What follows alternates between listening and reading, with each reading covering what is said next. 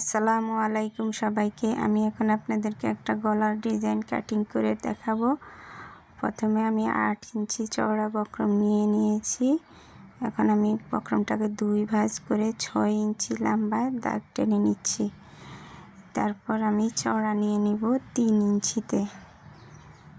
এভাবে 3 ইঞ্চিতে দাগ দিয়ে দিব এবং উপরেও 3 ইঞ্চিতে দাগ দিয়ে আমি বক্স করে নিব। যে কোনো গলাতেই বক্স করে নিলে গলাটা কাটিং করতে সুবিধা হয়।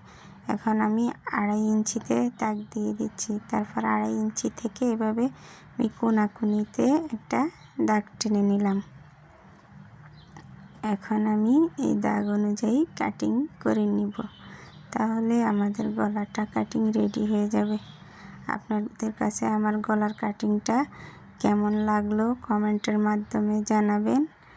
আর কোনো কিছু বুঝতে সমস্যা হলে সেটাও কমেন্টের মাধ্যমে জানাবেন। এখন আমি 1 ইঞ্চি বক্রম বাড়তি রেখে কাটিং করে নিচ্ছি সমান করে, তাহলে আমার গলা কাটিং হয়ে যাবে। এখন আমি গলাটাকে আলাদা কাপড়ের উপরে বসিয়ে নিয়েছি অফ ক্যামেরাতে। আমি এখন শুধু বাইরের সাইডটা বক্রমের উপরে নিয়ে এসে সেলাই করে নিচ্ছি। এখন আমি বক্রমটাকে জামার গলার উপরে বসিয়ে নিব। এখন আমি 3 ইঞ্চিতে চাকান কেটে নিলাম। জামাটাকে 2 ভাঁজ করে 3 ইঞ্চিতে চাকান কেটে নিয়েছি। আমাদের গলাটা হবে 6 ইঞ্চি। আমি এখন মাঝ বরাবর গলাটাকে রেখে তারপর সেলাই করে নিচ্ছি। আপনাদের কাছে যদি আমার গলার ডিজাইনটা কাটিং ও সেলাই ভালো লেগে থাকে তাহলে লাইক, কমেন্ট, শেয়ার এবং ফলো করে দিবেন। আর যারা ইউটিউব চ্যানেল থেকে দেখছেন তারা সাবস্ক্রাইব করে দিবেন। এখন আমি বাড়তি কাপড়গুলো কাটিং করে নিচ্ছি। তারপর আমি চাকান কেটে নিব। পাশে থাকা বেল আইকনটি প্রেস করে দিবেন। কোনো ভিডিও আমি আপলোড করলে সবার আগে আপনারা দেখতে পাবেন।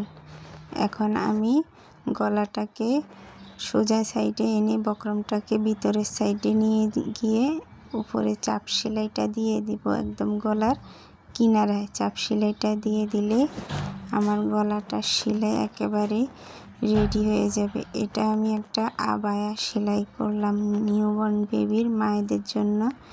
দেখুন আমার জামার গলাটা কেমন হলো। এই যে 2 সাইডে আমি চেন দিয়েছি, বুকের 2 সাইডে আমি চেন দিয়ে নিয়েছি। কেমন লাগলো আপনাদের কাছে কমেন্টের মাধ্যমে জানাবেন। বেশি বেশি করে আমার ভিডিওটা শেয়ার করে দিবেন। ধন্যবাদ সবাইকে।